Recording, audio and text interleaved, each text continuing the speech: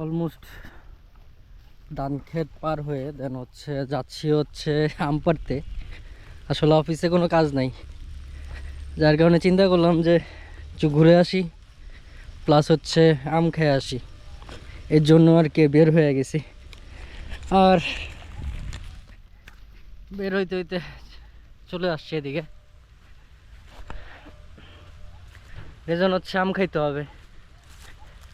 আসলে আম খাওয়া হয় না ওইরকম। আর আম খাওয়ার জন্য আস্তে আস্তে জঙ্গলে চলে আসছি।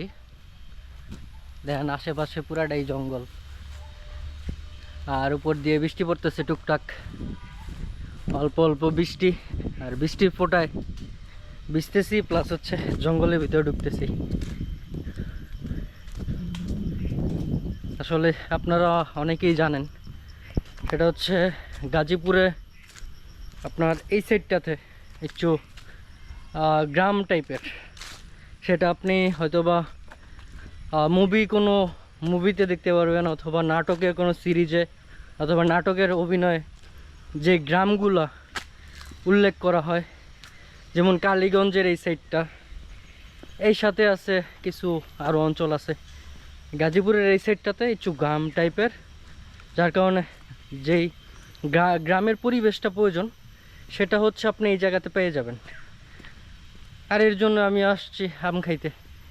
দেখেন আম ঝুলতেছে এইখানে। আসলে কেউ কাউরে যে জিজ্ঞেস করবে কেন আম পাড়তেছেন, এগুলো আসলে কেউ জিজ্ঞেস করবে না। আপনি মন মতো খেয়ে যেতে পারবেন, আপনার কেউ জিজ্ঞেসও করবে না কেন পারতেছেন, কারণ আপনি এই জায়গার এই গাছের মালিকও না, অথবা আপনিও লাগান নাই। যেটি হোক না কেন আপনি খেয়ে যেতে পারবেন, কোনো প্রবলেম হবে না। এর জন্য আমিও চলে আসছি আম পাড়ার জন্য। অলমোস্ট আর কি আম অলরেডি 3টা পাড়া হয়ে গেছে। আর একটা সাইজ দেখেন, বিশাল বড় বড়। আসলে এক হাতে 3টা আমার আটতেছে না, যার কারণে মানে খুবই, আর অনেক দিন যাবত আসলে আম খাওয়া হয় না, যার কারণে খুব এক্সাইটেড। কারণ আর আরেকটা জিনিস যেটা প্রবলেম সেটা বৃষ্টি হচ্ছে। আর ক্যামেরা নিয়ে একটু ভয় তো থাকি, সেটা আপনারাও জানেন। এর জন্য এই যে 2 হাতে 3টা আম, আর এটা অলরেডি 3টা দিয়ে এনাফ। আর রিজন 2টা আম নিয়ে গেছিলাম, একটু মনে হইলো যে একটু বেশি করে বানাই ভর্তা খাওয়ার জন্য। চিন্তা করলাম যে একটু বেশি করেই খাই, এর জন্য আর কি আবার আম পাড়তে আসলাম।